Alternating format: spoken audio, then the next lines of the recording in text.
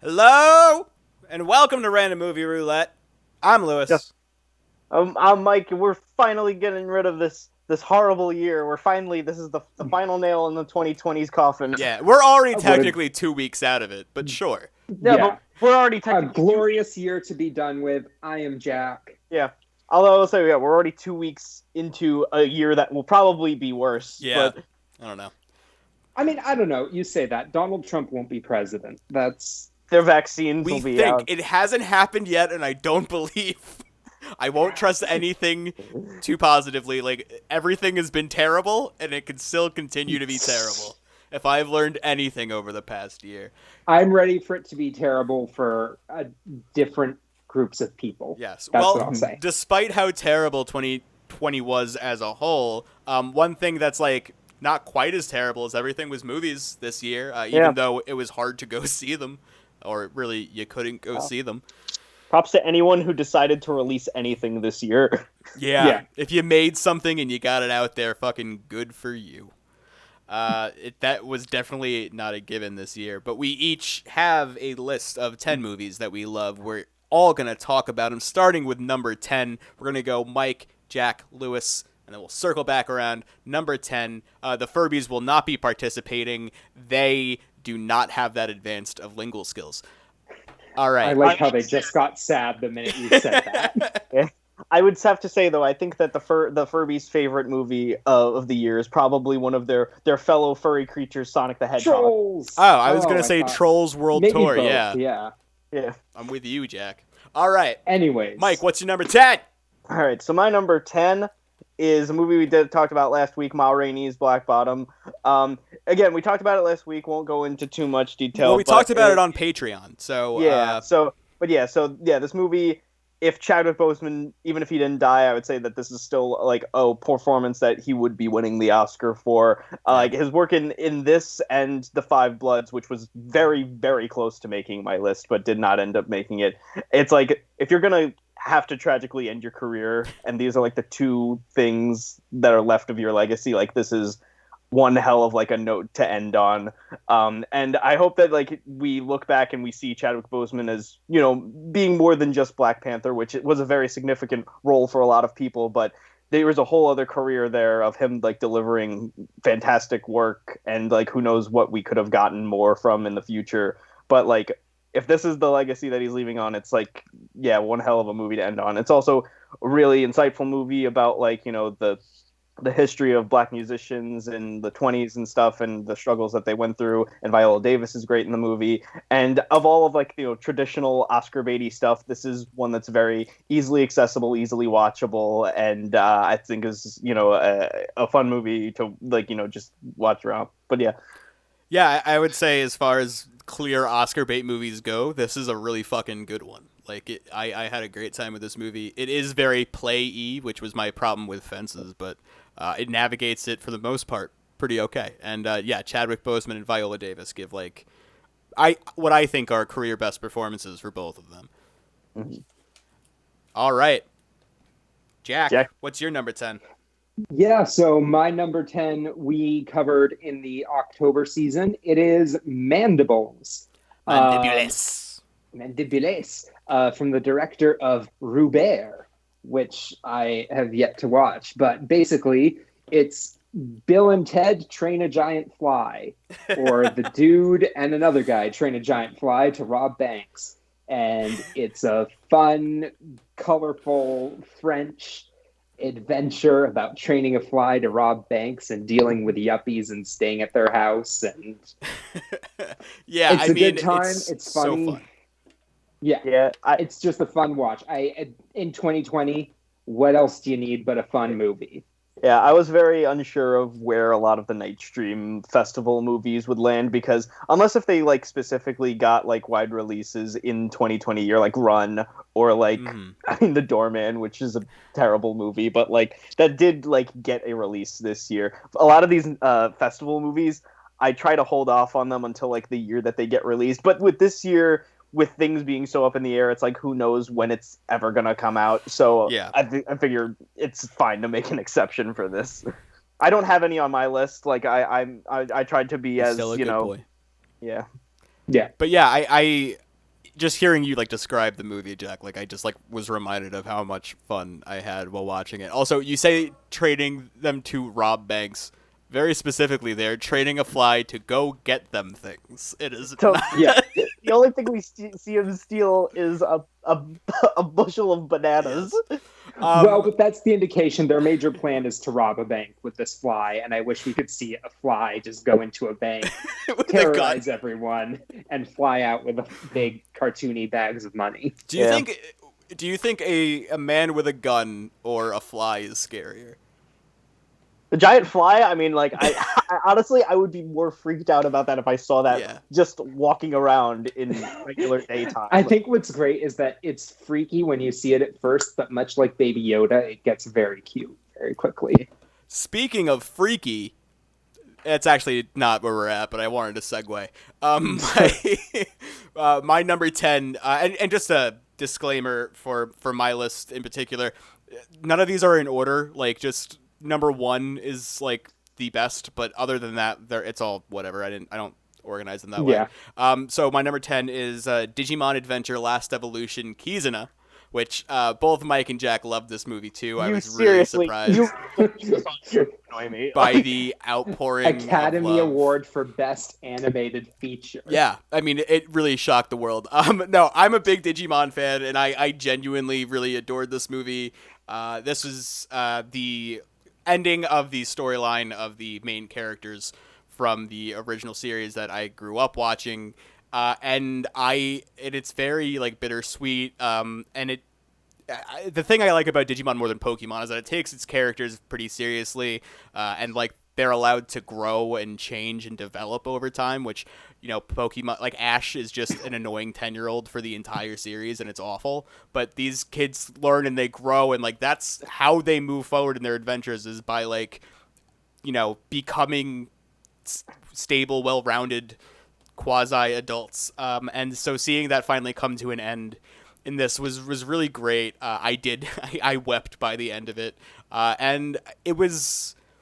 I mean, we've had 3 endings for these characters, and this is the only one that felt like it was done by people who gave a shit. So it was really great, and I can't wait for them to end it again in probably like 10 more years. All right, yeah, sounds great. I'm gonna get on that as soon as I can. Yeah, fucking watch it. My host picks is not that far away. All right. I mean, mine is closer, so... You should be shaking in your fucking boots for my host. Oh god, you don't even know what I'm gonna do to you, motherfuckers. All right. All right. What's your number 9? So my number 9 is the only documentary to make my list this year, which is Bois State. Now, this is a documentary about... It's on Apple Plus. It's one of the only 2 movies on Apple Plus that's worth watching. The other one I'll get to soon. This is a documentary.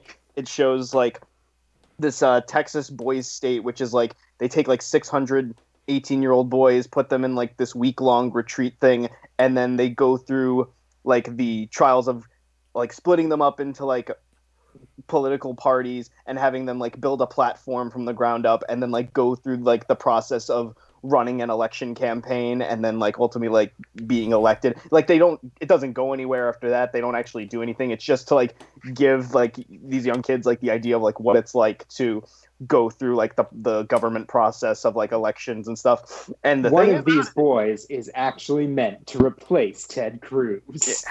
I mean, in the opening of the literally couldn't do a worse job.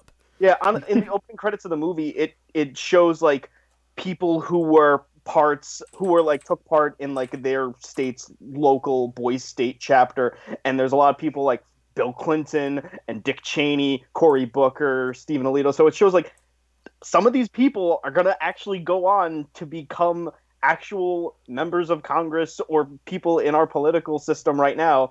And specifically this one, 18-year-old white boys from Texas have really scary political views. And so like the whole time I was just kind of sitting there like fuming, like listening to these kids talk.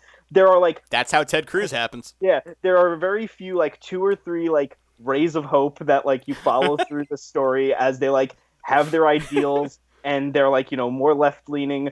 But then it's like you watch them just kind of like go through like this election process, which is complete bullshit. Like, it doesn't matter, and you just see how fucking scheming and dirty like a lot of these other kids are for an election that doesn't even mean anything. It's such like a microcosm of like what our actual political system is like. And by the time at the end when they were like reading the election results for this fake election that doesn't mean anything, I was sitting there, I was shaking. I was like, oh my god, what's gonna happen? Well, I mean, I think the thing is, though, you mentioned all these people who came out of this who then went on to positions of power. Boys State probably means something to college admissions boards. Oh yeah, I'm sure. And if you won it, probably prestigious ones. No, and one of the kids who's like one of the protagonists of the movie, like we're meant to follow, he was like one of the leading child, like teenage voices behind like the March for Our Lives movement. So like he's gonna be like a very significant person. His name is Steven. I don't remember what his last name is, but he's the one you're going through. Pisacano. Steven Pisacano. He's coming up. He beat COVID, and he's coming here to be. Speaking of Steven Pisacano, Jack, what's your number 9?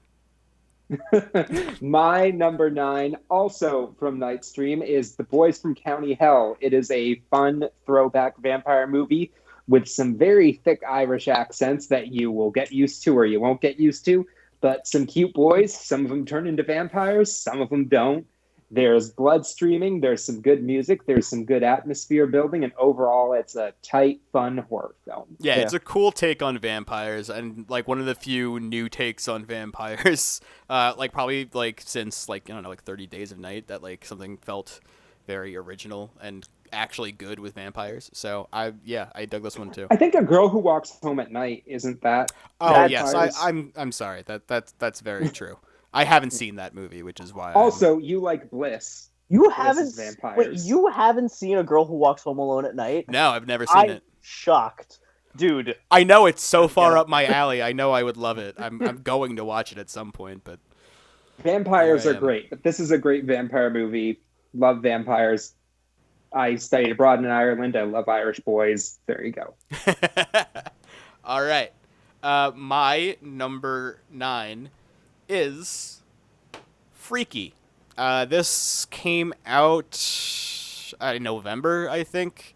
We did cover it on an episode. I don't know if it was exclusive to patrons, but Freaky follows a young girl who body swaps with a serial killer played by Vince Vaughn. And this was just like a very fun fucking movie that I really had a great time watching. Yeah. Everyone operates kind of at the top of their intelligence, which you wouldn't really expect in a movie like this. This is from the guy who made Happy Death Day, a movie that me and Jack very much enjoy. This feels like a successor to it. Yeah, I will say Freaky is also on my list. You'll find out where later, but I'll just use this moment to talk about it a little too. I think this director is also gay, and I think there's really good gay representation in this movie. There's some okay ones in Happy Death Day, but this one, I think really the whole core friend group is great, and I want to see every one of these characters come back in a sequel or get their own spin-offs. I don't care which. Also, fucking great kills in this movie. Like, really cool. The opening scene, like, of like Vince Vaughn just going on a rampage with a bunch of teenagers was so fucking great. Like, the best fucking Friday the 13th short film you could possibly ask for. Vince Vaughn actually does a very good job in this too. He definitely better than Psycho, which I think is his only other horror movie detour from comedy, but he does a really good job as a killer turned 17-year-old girl. And what is that actress's name again, Lewis? I don't know off the top of my head. She's going to be in Ant-Man Quantumania. Well deserved. She deserves all the success. Catherine Newton. Yeah, loved her. good. She's great and fun to watch. She and Vince Vaughn both work well off each other. Yeah. I mean, it's just good time. So, yeah, that is Freaky. Mike, what is your 8? My number 8 is a movie from a festival from last year, which is the reason why I hold off on the festival releases, because I'm like, the year they actually come out, it's like we had some slim pickings this year, and I don't know where I would be if I didn't get to put Ride Your Wave on my list of this year, because last year was stacked and I don't think it would have made the top 10, but this year it's very comfortable in the top 10. So this is an anime movie. I get some anime bullshit on my list now. This is an anime movie. Me and Lewis saw it. We both loved it. We both had some tears when we watched it. Some of the waves that were coming out of our eyes. But yeah, so this movie, it's a really sweet romance movie about this like a mid-20s girl or whatever, and she's passionate about surfing, and she meets this boy, and he's perfect, and their relationship is perfect, and then something bad happens, and then it's like her and trying to reconcile with him and about their relationship and stuff and their love of surfing, and it's all very vague, but there's a big spoiler that happens like 20 minutes in that I can't give away, but it is like a very heart-wrenching movie, and it's also very gorgeous, and the music is beautiful, and me and Lewis, we I know that you feel the same way about it. Very much so. I did count it towards last year. It didn't wind up making the cut, but I really like this movie a lot. And yes, so many tears. Also, if you want to hear like our full thoughts on it, our fresher thoughts, you can check out our Fantastic Fest coverage from last year. Just if you type in Random Movie Roulette Fantastic Fest, it'll probably come up.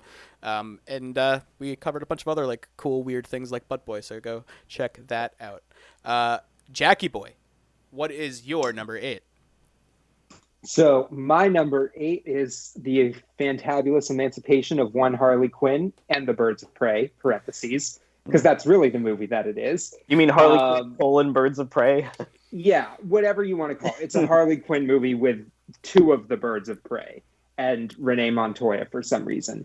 But, this isn't my favorite movie in the world, but it's in my top 4 of DC movies. We'll get to my number 3 literally in my next one, but I think it's a fun time. I think there's definitely like a tone and a voice to this movie, however annoying or not annoying it may be is up to whoever, but I'm so sorry about that. But I cut out my video feed there a bit. But, I think Margot Robbie definitely proved herself in the role of Harley Quinn in this one, and I think Mary Elizabeth Winstead is a very great huntress, and I look forward to seeing her in other things. And I like that we can have a movie. I mean, I think my big thing that I want for the DC world is to explore the world specifically of Gotham City without being burdened by Batman. I think this was a good way to do that. I think Ewan McGregor was a very good Black Mask, and it's just a fun time when compared to Suicide Squad. Yeah, that's definitely fair. I think, which is a big nothing, but surprisingly gets one callback in this movie. Yeah. Getting drunk and throwing up in Lewis's dorm bathroom after the Oscars was more fun than Suicide Squad. Yeah. I didn't. No surprise, I did not really like this movie that much. But I will say that it was one of the last movies I saw in theaters this year. Yeah. So I have a very fond nostalgia for when I saw it. I got a bunch of Harley Quinn alcoholic drinks at the Alamo Draft House, and I was plastered within like the first half hour, and then I was just like, what is going on in this movie? But I mean, I don't begrudge you for like I have more respect for this than the other DC movie from this year, but I guess we'll talk or about Digimon Adventure Last Evolution Kizuna. Yeah. Probably more respect for this than Digimon, but there's really no better movie to encourage drinking and drug use and not understanding cocaine is its own superpower in this fucking movie. Yeah. Speaking of cocaine, again, not actually going to come up. My number 8 is Gretel and Hansel. Again, we did a review of this. You can check it out on our feed. I won't get too far into it. I know, Mike, you are not a fan of it. You are making the Mike face that you make when we talk about things you don't like. Yeah, I really didn't like this movie when we saw it, and I don't even have any sort of nostalgia for it because I was just like so bored during this movie. Someone pointed out that if this movie had an A24 logo stamped on it, people would adore be jumping all over it and whatever. And I think that's really fair. Do you remember Lewis, do you remember when we did an episode on A Ghost Story and I didn't like it? I'm sorry. You have disliked A24 movies before. No, I'm not going to call it A24, Mike. It's A24. Suck a dick. All right. I would say this is probably for Christmas, huh? What I would say is this would be a good movie to satisfy people who went into The Witch knowing what it would be, Yeah. and people who went into The Witch not knowing what it would be.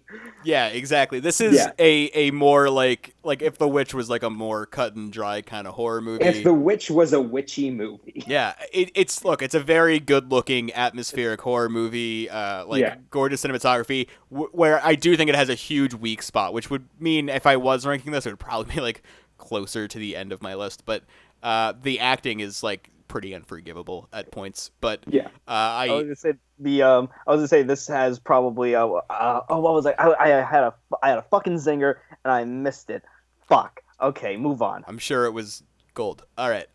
Speaking of moving on, Mike. Yeah. What is your number 7? Oh, speaking of what Jack said, speaking of movies to drink and to indulge in alcoholic vices, my number 7 is a foreign language film. We're getting a little artsy in here. From Denmark, Another Round. Now, Lewis, did you watch this movie? Because you said you wanted to. I haven't. I have not watched it yet. No. All right. Yeah. So this movie is from the director of the Hunt, not the liberal elites are hunting us for sport bullshit movie that came out this year. No, the movie with Mads Mikkelsen, which is really good. Mads Mikkelsen's in this movie also.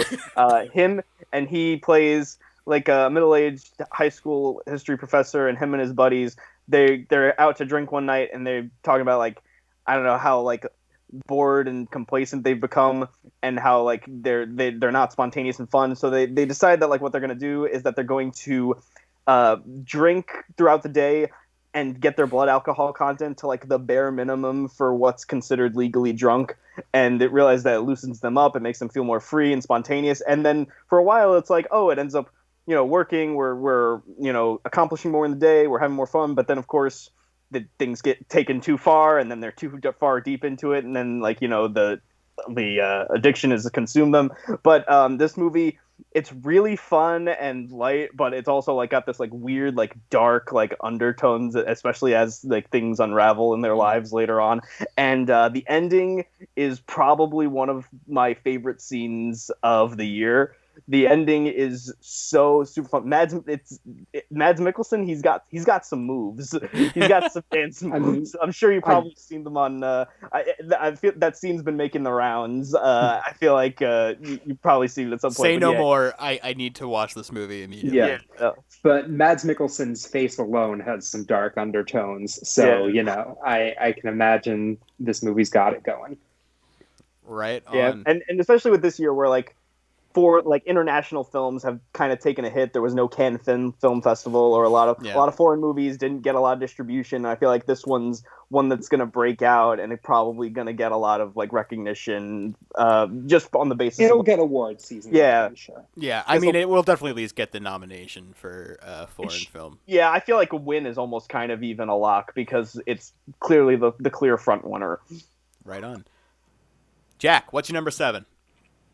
My number 7 is, we have talked about it on another episode for this show, Wonder Woman 1984. Is it a problematic film? Absolutely. Will it go down as one of those films in history that just doesn't make sense, like The Rise of Skywalker or anything? Sure, probably. Yep. Did I have fun watching it? Yes. Did I like the performances in it?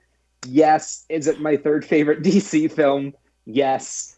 But what are you gonna do? Now, this is exactly you putting The Rise of Skywalker on your list last year. Like, that's what this is this year. Like, although I did tell Lewis that unlike Star Wars, DC is not a hill I'm going to die on. I am not going to like go to war with every troll against this movie and be like, you're wrong and horrible. Right. And, yeah. It's definitely not worth that. Write essays as to why it's great. It's not a masterpiece or whatever, but I appreciate what Patty Jenkins tried to pull off. It didn't work, but you know what? Solid C for effort. Sorry, I had to let my dog out of the room.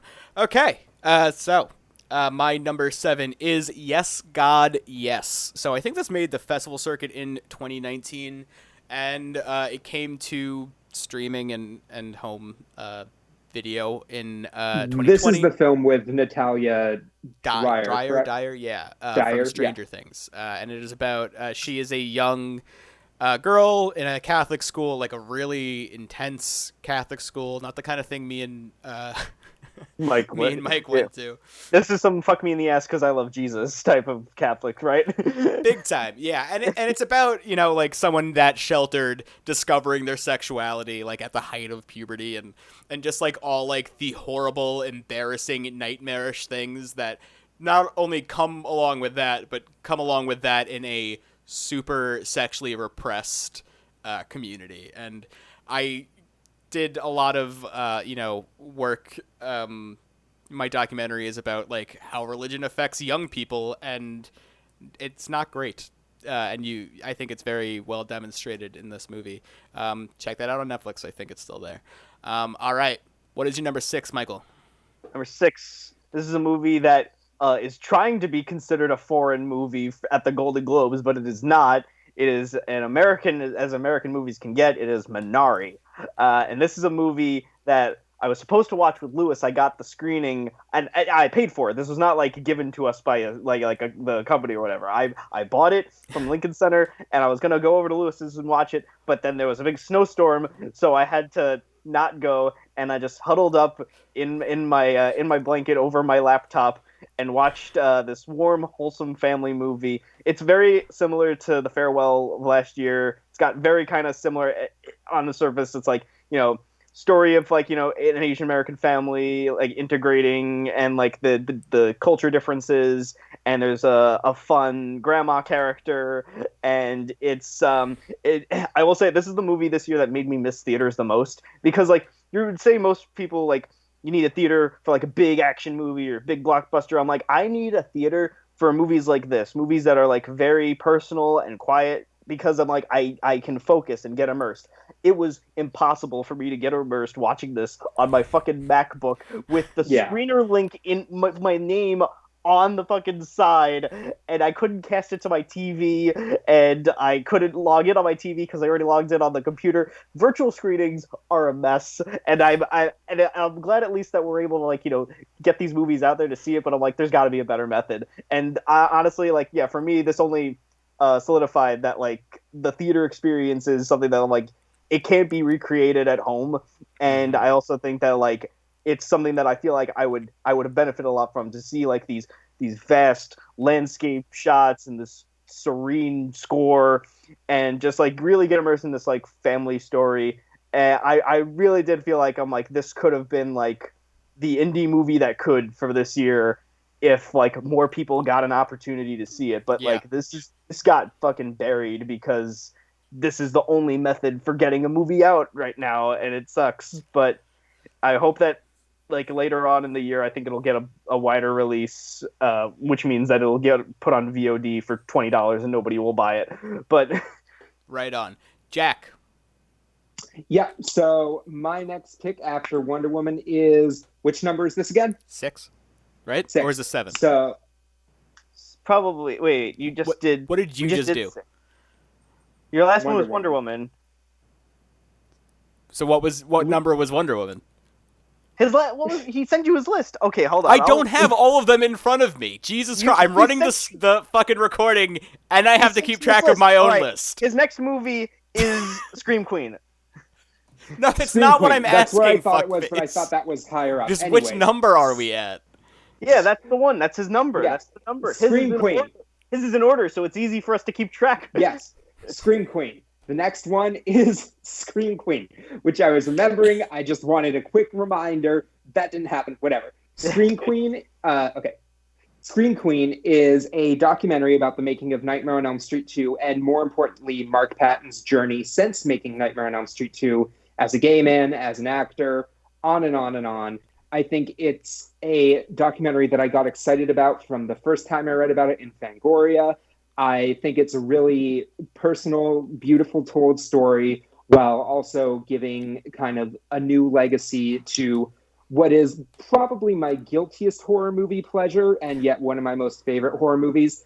And I think the release of this movie absolutely solidifies Nightmare on Elm Street 2 is canonically gay. Like, the character of Jesse is gay. If there was ever a question about it before, yeah. Because, no one else outside, ever cared about it until the makers of this documentary did. Like, the people who actually made that movie did not care. The makers of this documentary did, so it is now canon. Jesse is a closeted gay. Freddy Krueger is using that against him. We can all move on. Yeah, this is my next pick too, so we can take a little bit extra time here. I really love this documentary. Every time a documentary comes to Shudder specifically, like I'm always like very skeptical, just because like there's so many like fucking fan documentaries for horror movies in general, right? And it's all just like fucking blowing these movies and like, we're in the 80s, so cool, and these old men like fucking coming in their own mouths talking about how lucky they were to be alive in the 80s. And it's all that fucking nonsense, and nothing has a critical eye on it or says anything original or interesting. But the story of like what happened to this actor and how his life got blown up by the release of this movie, it's horrible, and it's like genuinely like a very emotionally effective movie. You can't not feel bad for this guy and what this guy had to go through. And when he puts things in the context of like, you know, the AIDS crisis and things like that, like it's a really fascinating look at the industry and a time in the industry that like we don't hear a lot about. You know, this homophobia that was spreading through the industry over the like panic of AIDS. You know, it's such a I think very important thing that like is just not talked about at all. I'm not in the gay community, so I don't know if this is more of a talking point for maybe more gay texts that I haven't, you know, seen or read. But I found it like really enlightening and cool beyond just a like, oh, how good is Nightmare on Elm Street 2? You know, it's definitely more than that. And I think I would just say, as an ad content, there's a lot of talking heads in here who are real authorities on not just horror, but kind of queer people and their place in horror and their love of horror, which I think is such a great thing to see. And I would also say, if you ever want to see Mark Patton in something else, he is very good for what screen time he has in Robert Altman's Come Back to the Five and Dime, Jimmy Dean. Check it out. Cher's in it. Karen Black's in it. That sounds like John Mulaney making up a movie.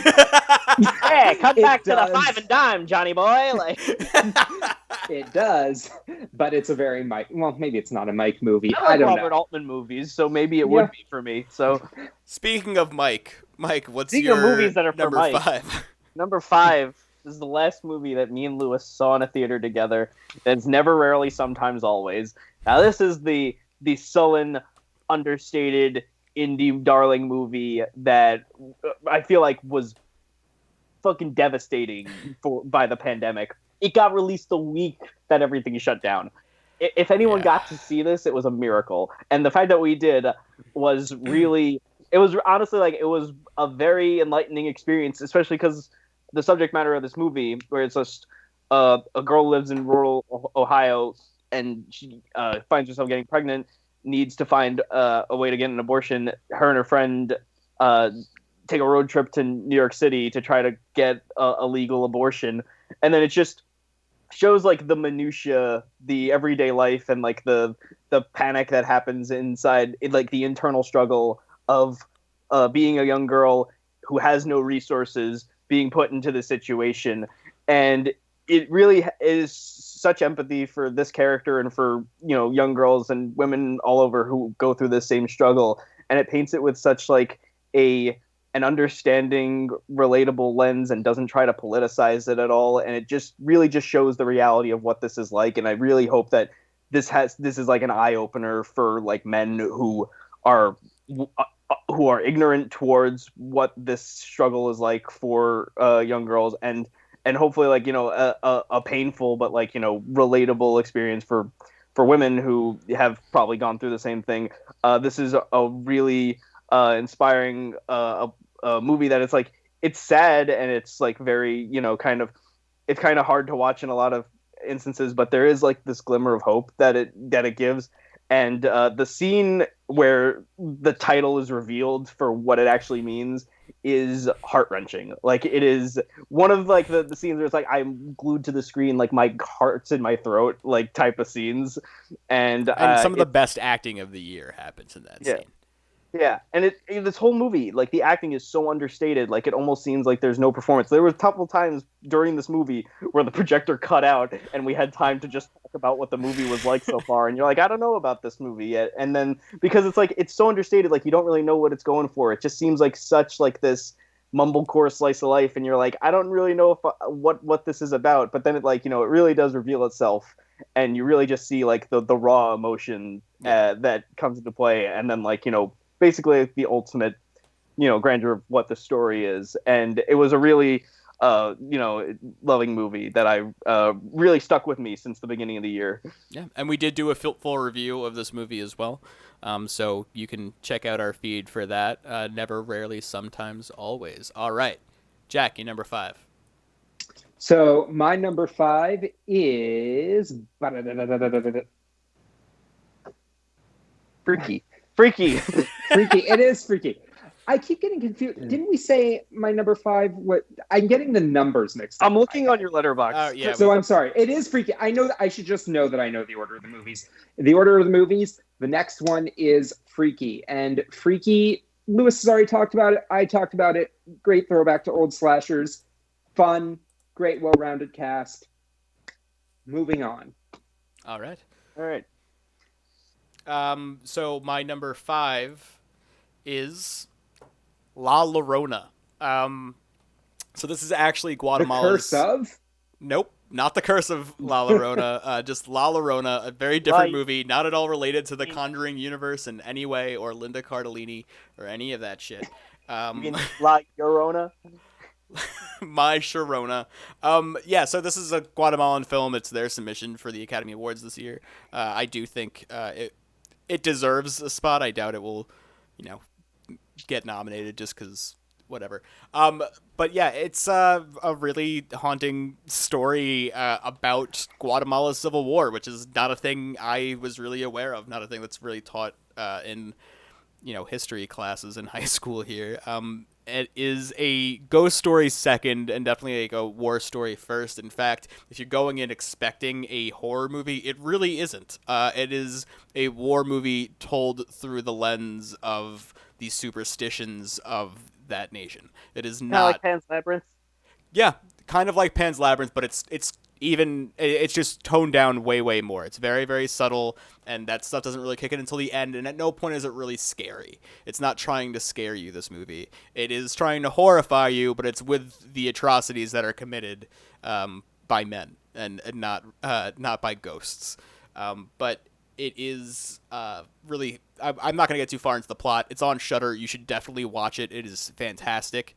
And really beautiful, and some fantastic performances. And I encourage you to also just read into the Guatemalan Civil War. It is, heartbreaking stuff, but like very fascinating, and kind of didn't realize like what was going on and what we deemed modern society. So check that one out. All right, Mike, you're number 4. My number 4. I wouldn't be me if a Pixar movie didn't make me fucking happy for life. If the only one thing this year could give me any sort of reassurance that life is worth living, it's a Pixar movie. Pixar's Soul. And this is not the highest animated movie that'll be on my list, which is surprising for me.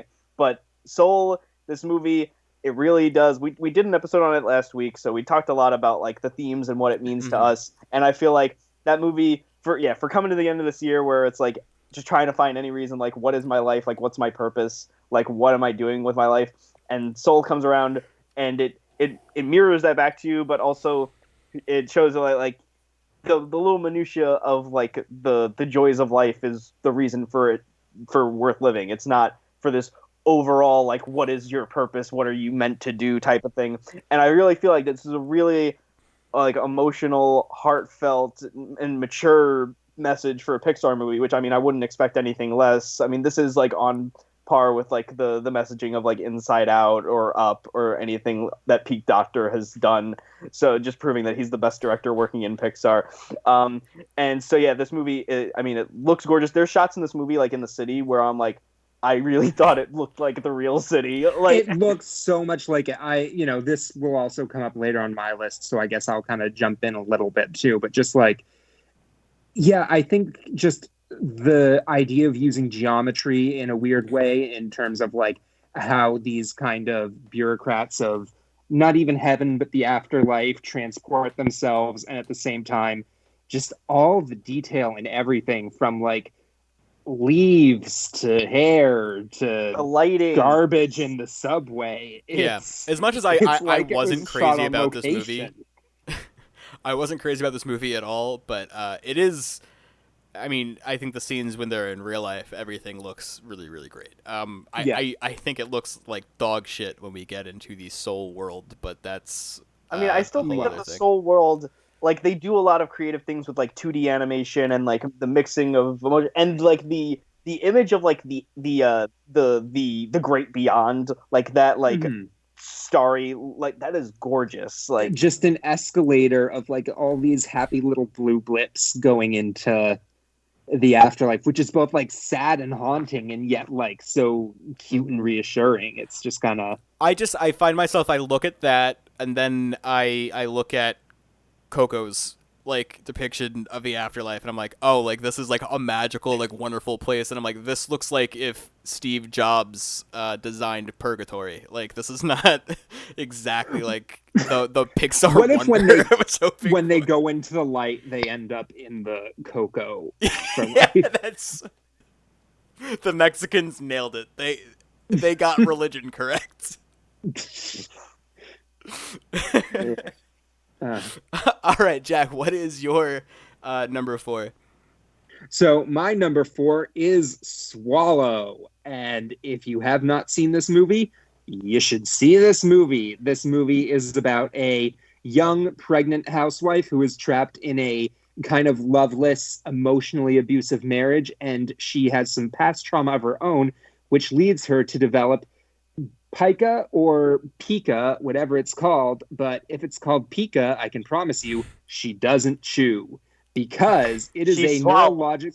it is a neurological condition that causes you to swallow dangerous objects compulsively. Uh, And dude, if you ever want to see a pregnant woman swallow a thumbtack, I think a razor at some point, a marble, it's it's I don't know if gut wrenching is the sorry. right word, but I'm still on the Pikachu joke. That was so good, Jack. That's like I've like been the working best on it thing for a you little ever bit. said on I've this been show. waiting for it. But it is a very real condition, and it is, you know, talked about in this, I think similar, maybe not similar to how Vertigo is dealt with in Vertigo, but this is a very Hitchcockian film. It has a lot in common with, I would say, Notorious and Rebecca, just in terms of women trapped in homes with men who you're not so sure about. And Right. I think this is just such a well-directed film and a beautiful film and suspenseful. And again, there are moments that you just can't look. It's just like yeah, shivers down honest, your spine. hearing you describe some of the things, I'm like, I don't think I could watch this movie. Like It's hard to that's watch. It like there are times where I was like, ugh, It's like, and I see some fucked up shit like on a day-to-day basis. But yeah, that it is like, even though like you don't see like the gory details so much, you know, like no, it's more even just just like thinking there about is one point where she has to have a surgical operation to have some of these things removed, but that's the closest to gore. It's more just like the sensation, like you can feel it, and that's where the real yeah, it. Yeah, horror comes. Ugh. it's the opposite of Butt Boy. where you take pleasure in him shoving things up his ass. Like, Yeah, yeah. Well, he Ugh. shoves things up his butt, and she shoves things down her throat. and then they come out the other end Yeah. on each other. She's Yeah, but just it's not inside out Butt Boy. it's not some poor like pencil eraser being like, why am I in here? Papa, get me out of here. Butt Boy is so good. It's not though. It's not. The idea of Butt Boy is No, pure, you're but wrong. And Butt I Boy don't is want to great. stain by talking about butt. Swallow is a legitimate film. Oh, that almost killed me. Okay. My number 4, we have talked about this before on the show. Anything for Jackson. This is another Nightstream movie. This was a Canadian TV movie that has since released on Shudder. It is a fucking great ghost haunted house movie about these two senior citizens who happen to find the Book of the Dead, and they decide, oh, I will use it to bring our dead grandson back to life. And the way they go about it ultimately winds up like opening a gateway to hell in their home. And like some of the coolest ghosts I've seen in a haunted house movie in a very long time come out of this portal from hell, and I loved every second of it. From like how unassuming and just delightful this elderly couple is, and this is coming from someone who does not like senior citizens. I am ageist. I do not like them. I think after 85, just get in a home. They don't want to see you out in public anymore. It's the Midsummer logic. Like, yeah, yes. I honestly, I was like, oh, they nailed it. Like, they did a great job there. it's a perfect society. There's nothing wrong here. But these two are cool. And I like these two, and they're just wonderful. They seem like very sweet people also in real life. And their interactions with the people that they harm are like oddly sincere and endearing, considering like how distraught they are. Because they have a sincere and endearing goal about them. And I think especially the lead actress, whose name escapes me, but she is in both, I believe, I know she's in the Umbrella Academy, and I believe she is also Sheila in McCarthy. And with an E on Netflix, which my mother, ironically, just started watching, and I've watched a few episodes with her, and she's very good in that. But great actress. I really liked this movie too. It barely skirted out of my, top 10, but it is definitely worth a watch if you are a horror person, monster kid, or just want to see some fun, crazy old people do wacky things with Satanism. It is a good time indeed. All right, number 3's Michael. All right, for me, going from my last movie, which was a very optimistic, hopeful view, reassuring movie about life, to a movie whose title is a phrase that I feel like a lot of people were thinking this year. I'm thinking of ending things. So I know that, it is. I over this summer I read the book in the lead up for this movie. Charlie Kaufman is, a very divisive type of filmmaker, so I know that Jack wasn't really that big onto this movie. But I'm not big onto this movie, but I do like Charlie Kaufman. I don't know if Charlie Kaufman's divisive. I think he's pretty acclaimed. I just think this movie might have been divisive. Yeah, I mean, this movie is certainly... It definitely pushes, like, the boundaries of how abstract and how cynical and mean-spirited that you could release a movie for a mainstream audience. But I do think that, like, there's no movie this year that, like, I wanted to know more about. Like, I read up on and, like, read all the theories and, like, all the interpretations and stuff. It's a movie that, like, it really stuck with me, and, like, also, like, having the context of reading the book and, like, all of, like, the themes being, like, reflected from book and seeing how it was adapted into this movie.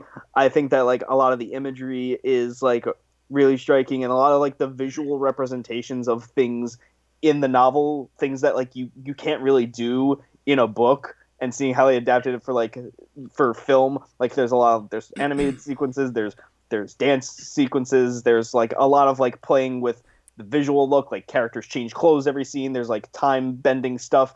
There's a lot of things that, like, can seem very frustrating, and if you're not like, you're like, I don't know what this movie's doing, I don't know what's going on, but it is, like, there a lot of the stuff that it does tackle in this movie, where it's, like, a character who is reflecting on their life and is kind of, like, looking at all missed opportunities and what could have been, and then, like, seeing all of these, like, ideas just, like, being floating around in your mind and seeing all of that, like, visually represented on screen. It was, like, a really, like, kind of, it was kind of a striking experience watching the movie for me, and it's one that, like, I've thought about a lot and, like, read about, and it's a movie that it's not one of Charlie Kaufman's best movies. Like, it definitely is up its own ass at a lot of points, which I can understand people being turned off by, but I do think that this is for his sensibilities. I think that this fits very well into, like, his sensibilities, and I'm really kind of curious to see, like, if he's making a thing, like,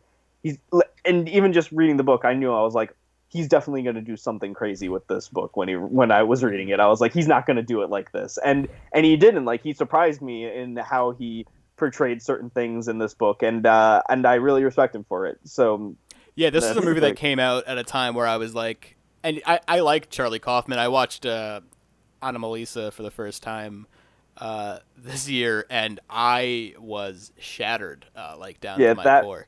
that movie is fucking that's so fucking good. That movie, Yeah, that it's incredible. It's one of the best Are- movies I've ever watched. Can't believe I So hadn't the seen it. only two that I've seen are Anomalisa and Adaptation. Are like Schenectady and his other ones not as straightforward, kind of like this, and that's I why will you feel- were saying he's more divisive. I'd say Schenectady, New York is kind of similar in line with this. There's like, the passage of time and like the visual representation of that. It does play with a lot of those notions. It's not really kind of a straightforward narrative. So I feel like this is kind of like a good companion piece to that.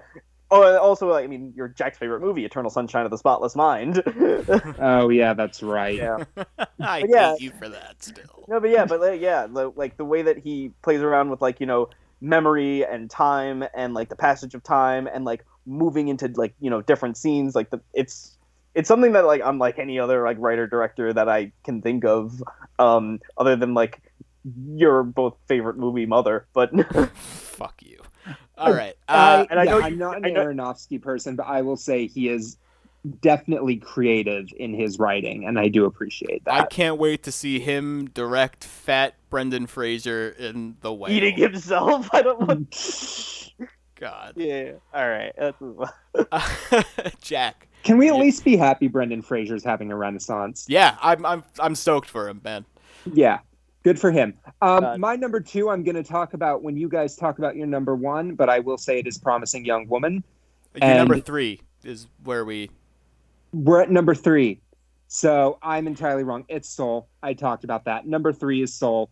Number two is Promising Young Woman. So we'll just skip him. I guess me and Lewis. Skip will me just go back basically until, yeah. Okay. So this next movie is another one from Nightstream. My number 3 is The Obituary of Tunde Johnson. I love this movie, and at the heat of the Black Lives Matters movement this year, we didn't really have a lot of time to come down from it so much. By the time this movie came out, everything was still very fresh. And this was not an easy watch, but it is the story of a young gay teenager who is caught in the worst kind of Groundhog Day scenario where he keeps reliving the same day that just keeps ending with him being murdered by the police. It is. I love how this movie this year had two Groundhog Day gay horror movies Yeah. with Freaky in this. Yeah. But sorry to interrupt. Anyways, No. Yeah. This is a rough movie. Like, and I can imagine like this is gonna be very much like with our number ones. This is kind of gonna bring up a lot of triggering memories. Like, I can understand somebody just not wanting to watch it. Yeah, and it's totally fair. But I think that for people like us who are not familiar, who don't live this experience every day, this is an extremely eye-opening view of the world that very is sobering. yeah, very necessary for what is going on right now. And I think that it is a movie that like it should be shown to a lot of people. Again, this was a movie that like I was unsure about release dates, but like I was even looking at it, I'm like it like just barely missed making this list for me if I was including it. But yeah, no, this was a real and even it's not all just like, like hard rough shit. Like it's very it's kind of like beautiful, and like there's a lot of like really emotional things with him and his yeah. Yeah. parents I think and their just relationships. Like it's a getting great story. getting to know this character like over the course of the movie is like so rewarding, and like he is such a well thought out, and that performance given by the actor whose name I can pull up right here because he did it, Steven Silver. His performance is just it's fucking insane. He's actually, I think his major credit is that fucking the Isn't Hannah, it Hannah 13 Baker Reasons show. Why? Yeah, 13 Reasons Yeah. Why. And which he does, a whatever job in, but like in this, he is just fucking phenomenal, and like this character just feels so real and feels like a person that you knew at some point, and just, God, nothing plays out exactly how you're expecting it to. As soon as you think you have the movie figured out, it kind of takes a turn, and I can't recommend it enough. I don't know when it's coming out, which sucks. I hope this thing gets a release soon and I hope it makes a lot of fucking money because it is really, really wonderful and something very, very special, and a movie about the Black experience that seems to buck all of the trends of movies of that subject matter, which is always great to see. It reminds me a lot of Moonlight in a way that it's... I was going to say, it's Moonlight with kind of a horror sci-fi angle. Yeah. Also, you should know, much it doesn't get age. too bogged down in the why this is happening. No. That is neither here nor there. It's just about what this kid's going through. The why of the ending also will make no sense, but it is about a subject that makes that should make no sense, but unfortunately makes a lot of sense when you face harsh realities. Yes. All right, Mike, you're number 2. My number 2 is the only movie this year that made me sign up for a new subscription streaming service, or at least sign up for a week and then cancel, because Apple TV Plus is one of the worst streaming services that's out there right now. I refuse to acknowledge it.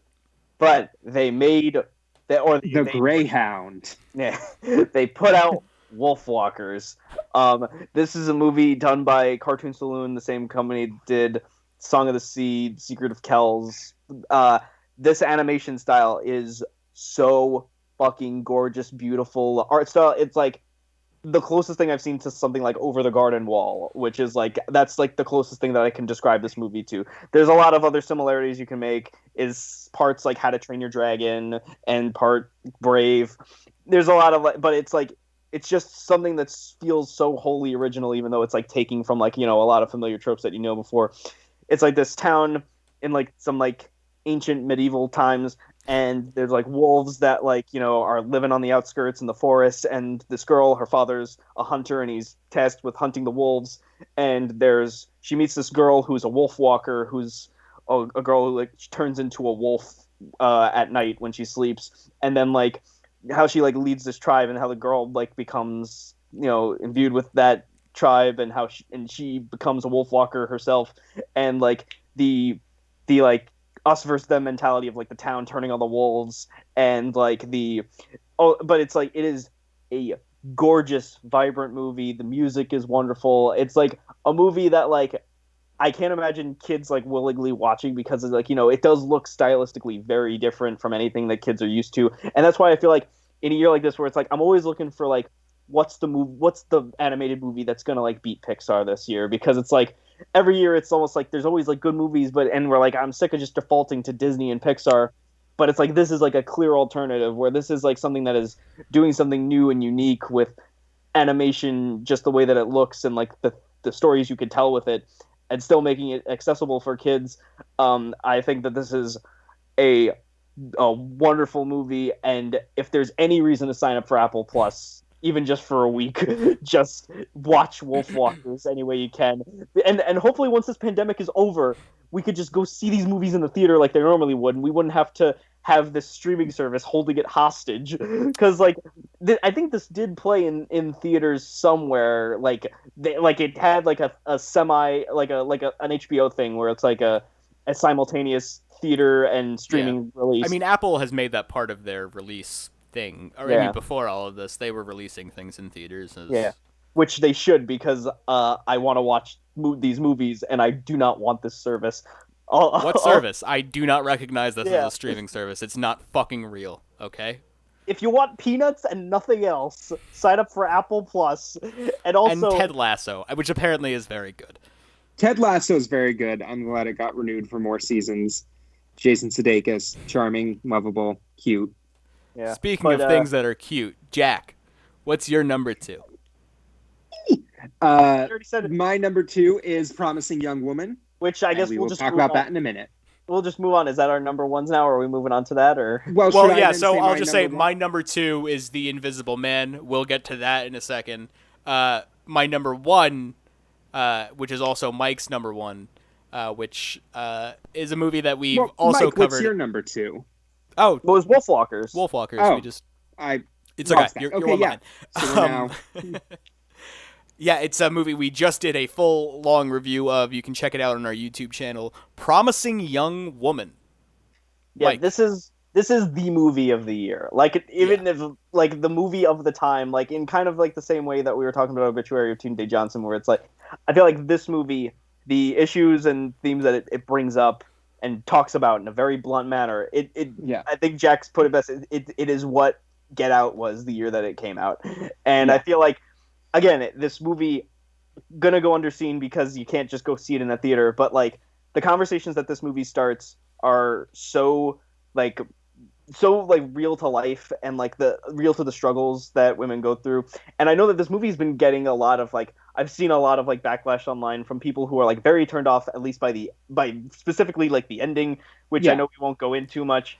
And I'm not gonna like discredit anybody who has an issue with it, especially women. But I've read a lot of women reviewers who love this movie and love the angle that it takes with the ending, and I would say the people who seem to take issue with it, while I do agree that their feelings are valid, they are a loud minority. It seems like the majority of people seem to really resonate with this movie. And I would also say that this movie does have to its advantage where such an outcry might be taken with more salt, is that this film is the voice of a woman. It is Emerald Fennell in her directorial debut for a feature film. She was the showrunner for season 2 of Killing Eve, I know, which is a great show for anyone who hasn't watched it. But the writing in this is just so crisp and snarky and fun, and yet it is such a harrowing film. This film also, I was going to say this when we were reviewing Nightstream, there was a film called Lucky that came out in Nightstream. Lucky is kind of like the bargain bin version of this film. Yeah, it really is.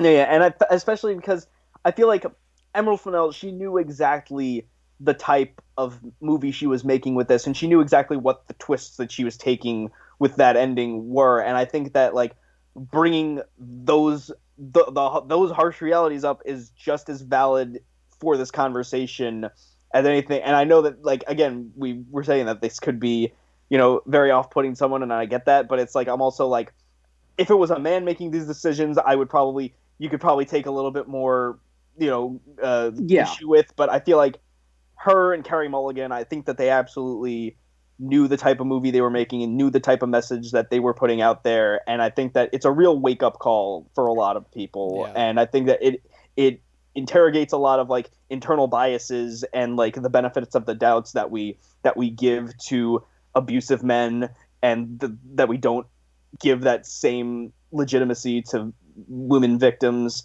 And I think that this is like it's a very palpable movie that is like influenced by like the culture surrounding like this subsect.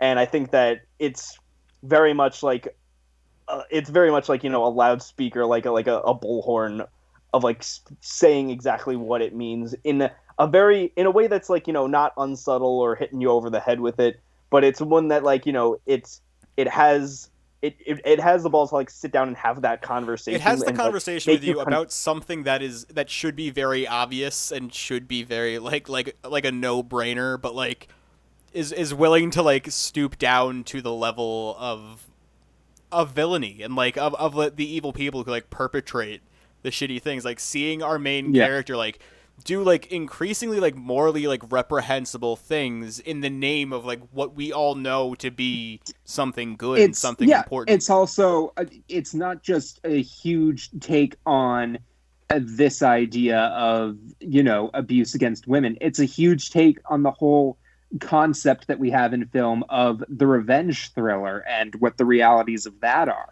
And above it all, you get probably I can't say I've seen Nomadland or anything like that, but Carey Mulligan certainly deserves an Academy Award nomination for her performance here, if not a win. We live in a world where Joaquin Phoenix won for Joker. This is infinitely, I think, a more maybe You not think- more, arguable, but just as troubled and engrossing and It's a way more unique nuanced character. in performance. Yeah. I think better in every way, and but I think You- even Oh, yeah. more so you than think that Carey if- you Mulligan. think that if- you think if Emerald we start Fennell referring- should be getting directing Yeah. and And writing. especially writing. Yeah, Yeah. this is incredible. This Yeah. is and I firmly believe this. I say this with no hyperbole. I think this is a masterpiece. I think this is one of the not just like one of the best movies like directed by women or one of the best movies in the past 10 years. I think this is essential watching for someone who likes movies. Like this is Yeah. pound for pound fucking fantastic. It Yeah. uses this medium in a way like I haven't seen anyone else use it. And not only that, it used its marketing to tell its story more effectively. Like it's fucking brilliant, top to bottom. Yeah. And And I Louis- think Yeah, Sorry, and continue. not even, yeah, I was gonna say not even just like essential viewing for like what it says or like the messaging, but even just like as a movie. The whole time me and you were sitting there, we were like, I Yeah. have no idea where this is going on a narrative level. Like, I would say much like, Get Out and Jaws, this is one of those big kingmakers of a film. It should have been had a theatrical release, and I hope it will have a long cult following at least, that it's going to stay around for a long time as a great thriller foremost and as a great, topic yeah, it's also ringer one of those. upper It's also one of those movies that second. it makes like it makes like the surface level girl power feminism of movies like Birds of Prey and Wonder Woman and like Lucky you just brought up. It makes it look Then so Captain much Marvel more. and It makes Avengers it look so much more Endgame, pathetic in comparison. Like yeah. like, this is actual like feminist representation like- and like putting your money where I- your fucking mouth is. yeah. This is a movie I truly wish I'd seen in a theater with an audience so I could have gauged responses of everyone watching it and gasps and oohs and ahs. I saw this. The last thing I'll say on this is we talked about this in our first review. I saw this last movie I saw in a theater, and I saw it months before you guys, and it was a theater of maybe 3 people because COVID was starting to come down. It was the last weekend, before my job went furloughed and everyone in New York started working remotely. But, I think we were all more worried about COVID when we were talking after. But this movie just had me gripped by the throat, and I was so ready for you guys to watch it. And it was almost like, I swear, waiting to hear what you guys thought of this movie was like waiting to like see like if a friend's baby was born and if it's all right and Yeah. like if it's a No, boy I or know a you said, girl. like, yeah, because It's honestly, that like, exciting. the second the movie ended, me and Lewis like we couldn't take. We were like, we gotta call Jack like right now. Yeah, and I FaceTime. don't know how you were able to like restrain that for 7 months. Because I loved it so much and I couldn't let myself ruin that Yeah. for you or change Not anything even- but yeah, you didn't, what not you would only just, like, naturally experience. not even just like not telling us like plot points or something, which obviously that's a given, but you didn't even hype it up that much. Yeah. You, I waited. You were Yeah. very reserved, and we're all very impressed. I but now, Jack, played your the time long to game. shine. Your number Yeah, one. my of the number year. 1 and Lewis's number 2. Yes, sir. Correct. Although, again, yours are in no specific order except for Promising Young Woman. But Lee Whannell's The Invisible Man. And the only reason I think this is above Promising Young Woman for me is that I am sure I will watch The Invisible Man many more times, before I'll probably watch Promising Young Woman. It just does have that bigger rewatch value for me. But Lee Whannell, Upgrade was one of those films that in 2018, again, was in my top 2 and was alternating back and forth with Halloween. Halloween just went out because, again, I had seen it more times and I went back to it more times and there was such a hype around it. But Upgrade was a tremendous piece of sci-fi work and action. And the suspense in this movie is breathtaking. The Invisible Man's always been my favorite Universal monster, I think. Just from kind of Claude Rains' performance and maybe his power too, but just kind of, he knows what he's doing. He's not just kind of this beast to be feared. He's like a real sinister kind of guy who delights in the torture he brings. But I never thought that I would actually be so scared of the Invisible Man, and just such a good job is done with this movie. And it takes so many kind of turns and deviations from the source material, but still feels so faithful and yet so modern, and is, again, a thriller and a horror movie that will stand the test of time. and I'll say this movie also, even though like we just ragged on like other movies that like try to incorporate like this like women's issues thing. I'm like, I feel like for a movie that's as like a wide mainstream movie like this, I feel like this movie really did tap into like the horrors of like an abusive relationship from a woman's perspective. That I was kind of surprised for a movie with this like wide of a release, a wide appeal, like this broad of an appeal. And I think it really did tap into something like truly horrifying, like not just like a ghost man coming after you, but it's like like being stalked by an abusive ex, like, and that honestly, and something that no one else sees. Yeah, I'll say this is it. It didn't make my list. It was again one of those that was just on the outskirts. It's probably my favorite horror movie of this year. Probably almost definitely my favorite horror movie that's come out this year. And yeah, this is for like a Blumhouse like mainstream broad appeal horror movie. It's like it has something to say, but it's also like it delivers in like thrills and entertainment value. I really did like this movie. Yeah, I Lewis, think this is exactly what modern horror movies need to be, especially like mainstream blockbusters. Something socially conscious with a reasonable, sensible budget and just like talent that gives a shit behind it. Like, I mean, you can see Elizabeth Moss is very fucking committed to what she's doing here. She gives an incredible performance, as much as I do not like her and her affiliation with the Church of Scientology. She does a really committed job at playing a crazy person. Yeah. Which maybe not a big stretch for someone who's made to look crazy, we should say. Right. Yeah. And that's exactly it. Like the way it plays with the way people are interpreting this person, and like the incredulousness of a claim that someone is invisible and ruining your life. It's become kind of a meme, this whole like believe women thing, but it's important, and it's not a given anymore, sadly, that like women making claims against men of misconduct, and anytime like they don't get the benefit of the doubt always, which is insane. And seeing the horrific effects of that through this is pretty enlightening, I think. And also, it's just a thoroughly entertaining horror movie. It is terrifying. The guy from the Haunting a Hill House and Bly Manor, he's fucking awesome as the Invisible Man. Oliver Cohen Jackson, yeah, he's definitely in genre stuff, but what a handsome man. He could do anything. Yeah, he is a good he's a good looking guy. He could become invisible and stalk me in my house all day long. I'd like to throw some white paint all over him. Yeah. Oh. He's my prime white guy candidate for James Bond. All right. So I guess we want to just like run through 10 to 1 again, just as a recap of what everybody's list was. So for me, my number 10 was Ma Rainey's Black Bottom. Number 9, Boys State. Number 8, Ride Your Wave. Number 7, Another Round. Number 6, Minari. Number 5, Never Rarely Sometimes Always. Number 4, Soul. Number 3, I'm Thinking of Ending Things. 2, Wolfwalkers. And number 1 is Promising Young Woman.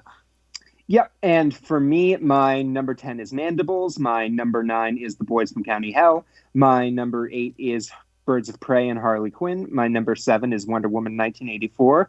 My number 6 is Scream Queen. My number 5 is Freaky. My number 4 is Swallow. My number 3 is Soul. My number 2 is Promising Young Woman. And my number 1 is The Invisible Man. Yep, and again, mine are not in any specific order except for the number 1. But Digimon Adventure Last Evolution Kizuna, Scream Queen, My Nightmare on Elm Street, Yes God Yes, Anything for Jackson, Gretel and Hansel, Freaky, La Llorona, The Invisible Man, The Obituary of Tunde Johnson, and then at number 1, the only thing that is ranked, Promising Young Woman. Thank you guys so much for listening to us drone on about our favorite movies this year. We also want to know about your fucking favorite movies this year. Hit us up on Twitter at RM Roulette. Let us know what you dug this year, what really stood out, maybe things we haven't mentioned, things you think maybe we should keep our little eyes out for. Yeah. And now we have one little to cover, because 2020 was the worst year. So we want to just we know Lewis has a stance that worst lists are hacky and we shouldn't devote time to worst movies. But for a year as bad as this, I was like, we could have at least one. We have one. What is everybody's one worst movie that they saw this year? Mike and I think, would you say yours is the same as what mine is, or should I just go first? Yeah, No. hate this movie. So okay.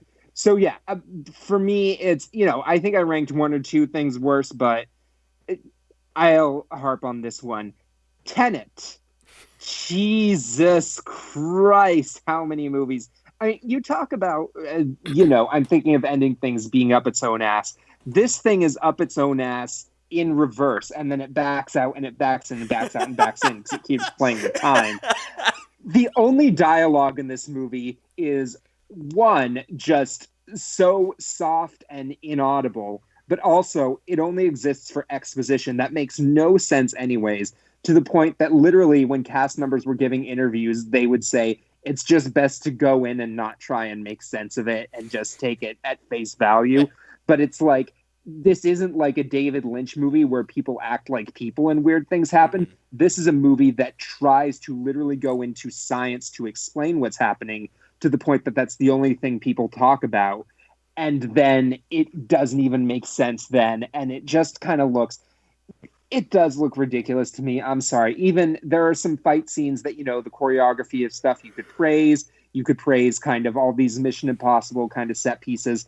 But even then, they just felt so unspectacular when compared to Mission Impossible or James Bond, or especially Inception, which is, what I think a lot of people were hoping this was kind of the successor to, and it just isn't. And I think especially in terms of performances, I said I think Elizabeth Debicki gives the strongest performance. Mike pointed out that she's an underserved character, and she absolutely is. But I mean, it's a million times better than Kenneth Branagh as generic Russian bad guy.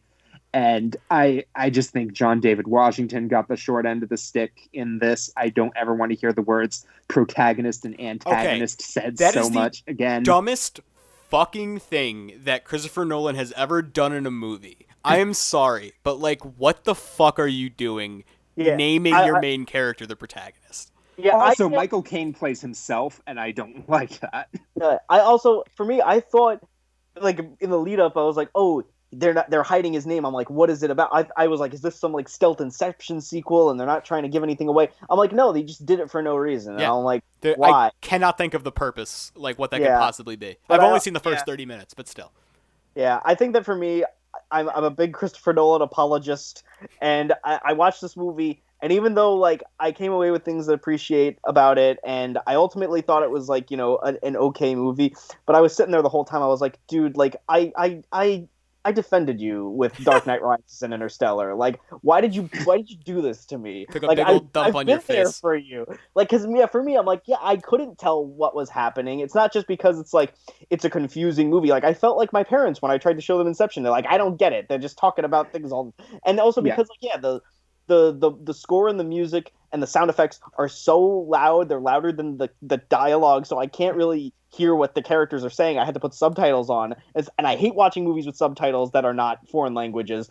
But I was really kind of frustrated with it because I'm like, I wanted it so badly to be good, and there were glimmers. I was like, some of these there's a lot of creativity in a lot of these action set pieces, and the reversing time, and where they try to go with the stuff in the climax and stuff. And I was like, I was kind of on board, and I wanted to keep with it, but I was just like, yeah, this is just so fucking messy and up its own ass. Inception, when it does at least explain things, they make sense if you listen and stuff. This one, you can't even listen, and even then, it definitely goes into it and just expects you to know everything. Inception also has so it wasn't worth killing a bunch of people to get them into a theater for. Mike, what's your worst movie of the year? A movie that people would have been more worthy to have people kill themselves by going to a theater than to have them pay $30 on Disney Plus to watch Disney's Mulan. Me and Lewis, these Disney remakes are variations of bad a lot of the time. Yeah. But for this one, I was like, this is so disgracefully unacceptable. We watched this in a just full of Disney fanatics, people who creamed their jeans over fucking Disney shit. And then once it was done, all you could sing is, "What is this crap?" No one liked it.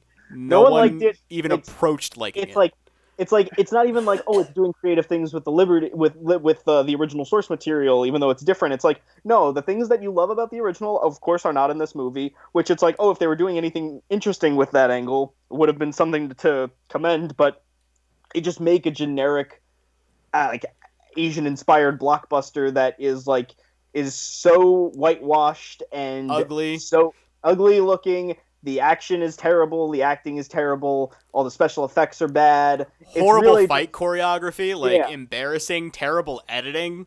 Just like removes, T to B bad. It just removes any sense of fun and energy and creativity that the original had, and it really does make it what everyone's been saying that all these Disney remakes are. It is just it is just like a lifeless, cynical cash grab that really just strips the life out of what made the original so great. Yeah. Yep. Meanwhile, Ming-Na Wen became probably one of everyone's new favorite Star Wars characters this year, so she's still doing good. So she's killing it. She didn't lose anything. She Mulan? Was she the one who said that the Hong Kong police? She's Mulan. She's the original Mulan, right? not the pro. She's okay. She's OG '90s Mulan. Yes. Yeah, she's cool. My worst of the year, which again I do think worst of the year lists. If you're making a full YouTube video about your worst of the year list, you're a fucking hack and you're garbage and just delete yourself. That's not helpful or useful or constructive in any way. It can be fun sometimes, though.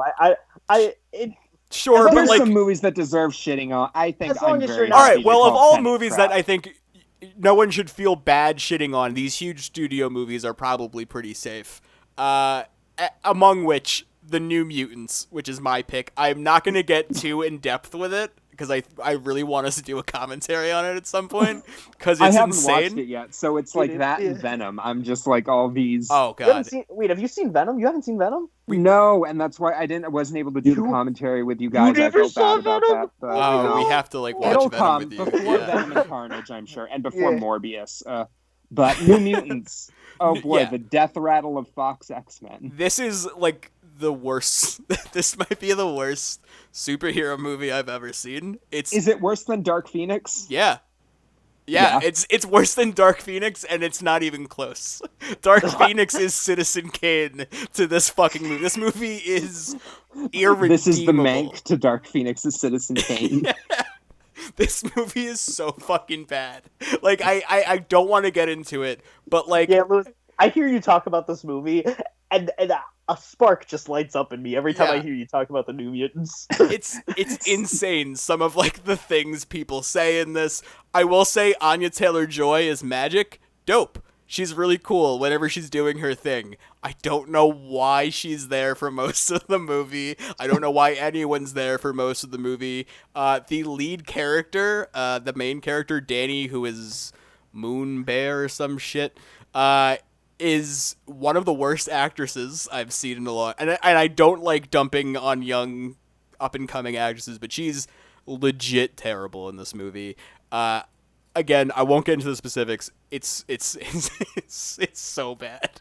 And the fact that they made it like over the course of like 8 years is just the icing on the fucking cake. Of this embarrassment. was supposed to be out so long ago. It's crazy. And that forgotten after about all the delays, this is what we got. But you know what? This was probably the best time to dump it when everyone else had better things to focus on than shitting on New Mutants. Very true. All right, guys, that's going to wrap us up here. Thank you so much for listening. We love hearing your opinions. Also, throw in your worst movie of the year. Don't make a list. That's lame. But tell us what the absolute worst time you had at a theater. Yeah, I feel like at your home. You're going to see bad movies throughout the year. You should at least do something with it at the end. Yeah. Like, make that time not, completely wasted. Yeah. Don't be a dick about it, but we could have fun with it. Like we had fun with New Mutants making fun of it. We could do that. Yeah, absolutely. I am a big fan of bad movies, as you all know if you listen to the show. Speaking of which, you can find us on all podcasting services. Find us on YouTube, which is great. We're going to be back soon with an episode. We're going to be back live on twitch.tv/RM Roulette. We're a little bit off because of COVID stuff. So doing the live shows right now, not super easy. We're going to try and get them to you any way we can. Patrons, we're still taking care of you over at patreon.com/RM Roulette. we're hooking you up with our weekly TV Boys episode. This week we had Jack brought us an episode of Barry, which was awesome. And next week is going to be something for everyone, including non-patrons, a little sneak preview of TV Boys, to see what you've been missing out on. It's going to be up on our podcast feed and on YouTube you just gotta search Random Movie Roulette because we don't have enough subscribers to get our own URL. So subscribe. That would be a big help. We are going to be checking out WandaVision, which premieres as of recording in about an hour. So be sure to check that out and let us know if you like the show. And if you do like the show, $5 and up on Patreon gets you that every week. And we bring new episodes of TV shows to each other. We watch them. We comment on them. We have a great time. In the meantime, boys, where can everyone find you? I am at JSP Jack on Twitter, Jack on 35mm on Instagram, and Jack Patterson on Letterboxd.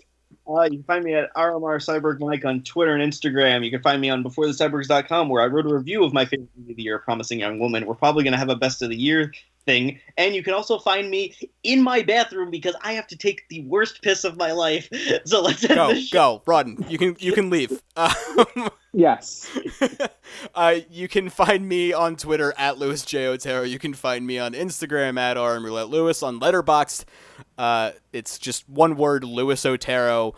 And you can find us all on Twitter at RMRoulette, on Patreon, patreon.com/RMRoulette.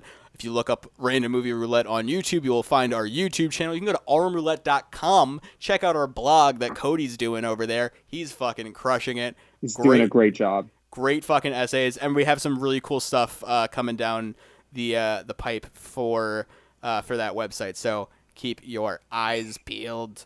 Thank you again, and we will be back with another episode as soon as we possibly can. Mwah!